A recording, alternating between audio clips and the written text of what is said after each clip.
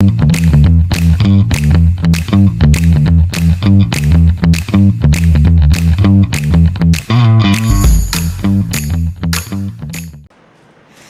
everybody, Jared with JGE Equipment, Bobcat of Aberdeen. Welcome back to another episode. Today we have an R Series. This is a S76. We had a viewer comment on our last video that was a T76 and an S76 that was an under the cab comparison and kind of running over components. So that viewer, as we ask you guys, if there's stuff you want to see, be sure to comment on it. And they did. They commented that we should do one about the HVAC system, which is on the bottom of the cab. We actually didn't cover it much in that video, so today we're going to. So we appreciate you commenting. Definitely like or smash that subscribe button for us. You know, let us know if there's things you want to see, if there's certain models you want to know about, if there's certain service procedures you want to know about. We're here to help you. And another thing I've never really covered is we are an authorized Bobcat dealer. All these parts are genuine. All this information is genuine.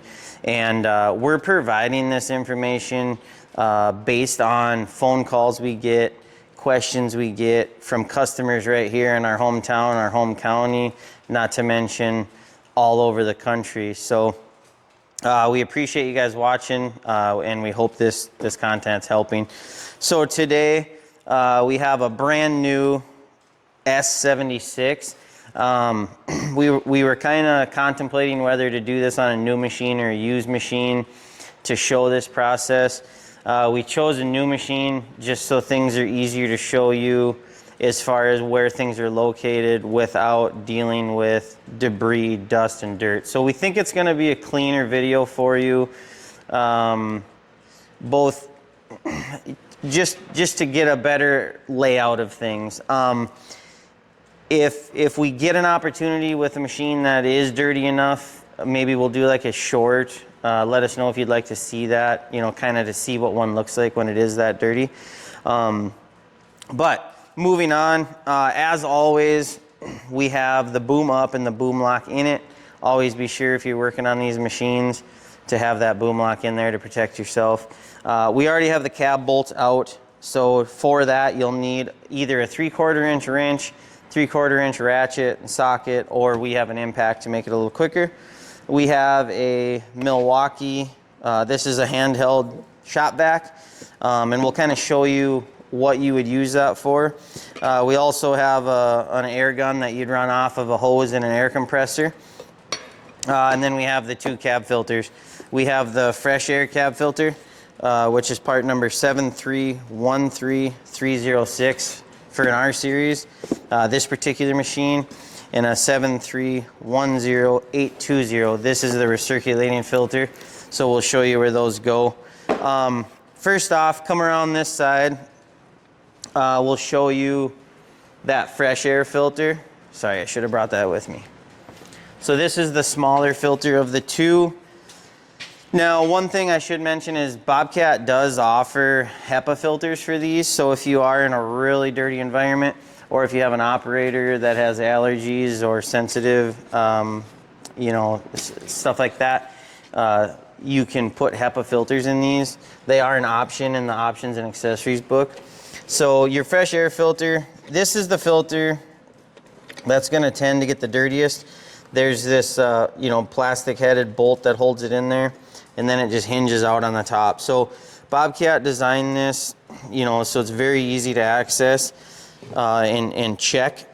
You can actually check this day to day if you'd like, you know, just by taking a flashlight and kind of looking up in there, and you can see that filter element. That filter element should be nice and clean with that white color, that white paper. If you start to look in there and you see that this filter's, you know, taking on a brown color, a red color, sawdust, you know, whatever the application is you're in. So you can see that's a nice thick filter.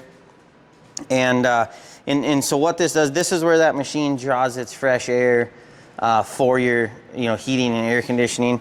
So this is really important. Now, one thing I want to mention is the cleaner you keep these filters, the cleaner it's going to keep the inside of your HVAC housing, which it's a housing, so it houses your fan.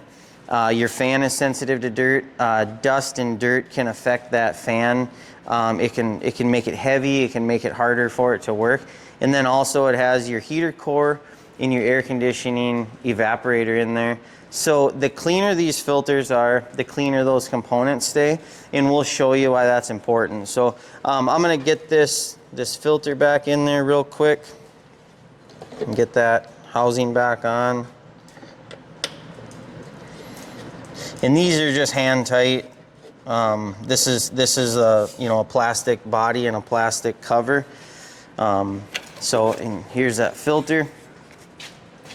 So the next step would be, if we didn't already have our cab bolts removed, you would need to remove these cab bolts. We have the boom up and the boom lock in, which makes this process easier to walk around this machine. And we would recommend doing it that way. So, all right, so we got the cab up, and now we're looking at the HVAC housing. So this housing right here is what houses your heater fan. We'll show you that. It houses your heater core and your air conditioning evaporator, along with a few other things. So just like a lot of things, Bobcat makes this really nice and really user-friendly to not only service and clean, work on. The cab is up and the cab is locked. So this shock has a lock on it. So always be sure to confirm that that cab locks when you raise this to keep yourself safe. So you'll see these clips here. You just unsnap all of these.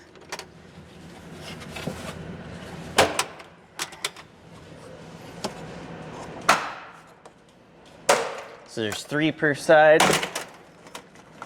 And then this is actually hinged. So this can stay in there if you'd like. We usually just bring them out because this is a good opportunity. There's no electrical in this. So if this was really dirty, you can shop vac this out, you can blow this out with air, or you could even wash this with some low pressure, maybe like a garden hose. You just want to be sure that if you wash any of these components, you're very careful of getting anything saturated with water, and you'd always want to dry it out. So the most important part of this whole system is this valve right here. So this is an air evacuator valve, and what this does is when this system has pressure in it, it's drawing in fresh air and recirculated air, and this allows that system to let pressure out and also let excessive dirt out and let water out. So as this air conditioning system works in the warmer months, this is where your water is going to drain. So we do get phone calls and concerns sometimes that they're getting humidity in the cab and they're getting water in the cab. When they shut it off, water will maybe run out from behind the seat. And a lot of times what that is this has dirt in it, and it's plugged up with dirt because it's on the bottom. So when this is in the machine, this is facing down. It's kind of hard to get it in here, but this is in there like that. So this is letting water escape and excessive dirt escape. So this is really easy to clean. When you raise this cab up, you can just take this and clean it. This can be blown out and washed out, as we said. So we'll get this out of here and we'll kind of cover some of these components. So this is these are your two, this is your heater core. The larger one's your heater core. And then this smaller back one here is your air conditioning evaporator. So in the event that these do get dirty, there is electrical in here. You have your HVAC controller, you have a thermostat, you have some wiring, and then your dual fan here, this is all electric. So we don't recommend water in this housing. The best thing to do here would be to take that shop vac vacuum and maybe take the large debris off. If you had lighter stuff such as like cotton or stuff like that, and then you'd want to blow through this. If you take this off to service this, and there's debris in there and it's wet and caked, the best thing to do, unfortunately, would be to take the time to let it dry.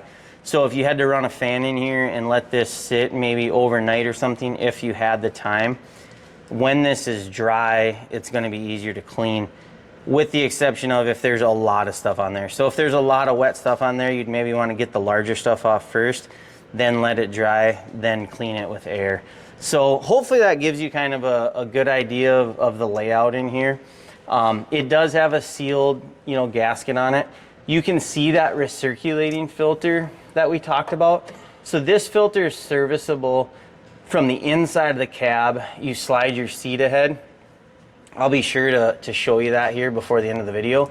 But this is your recirculating filter, and we'll show you how to get to that. So you can also, use air to clean out your fan housing, to clean out these fans.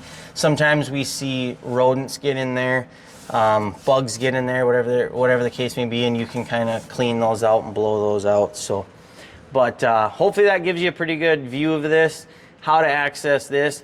If you have any questions, concerns, anything more specific, please comment, message us, call us. But we'll get this buttoned up and then we'll show you that recirculating filter inside the cab.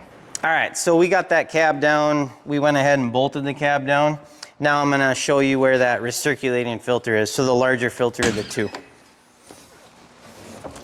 So I already have the seat slid ahead, but you would need to slide your seat ahead, and then you can see this housing. So this again has two of those plastic headed bolts. This is a very similar process. So you would take this guard out of there, set that aside, and then you can access that filter to change that filter. And this is also, you can kind of see inside that housing to see if it needs to be cleaned. So that's a quick little shot of that. Okay, so we showed you the recirculating filter inside the cab. We had already showed you this fresh air filter out here, but we brought the boom back down, and I did want to mention that this fresh air filter is accessible with that boom down. So, first thing in the morning, if you walk up to this machine and you check all your stuff before you get to work, engine oil, hydraulic oil, you can also pop this cover off and check that filter before you get to work. So hopefully, we covered some good information for you. Hopefully we answered your questions. We appreciate the comments. We appreciate the questions. Keep them coming. And as always, please like and subscribe. Share these if you learn good information from them, and let us know what you want to see next. So we really appreciate you joining us, and we'll see you next time. Have a great day.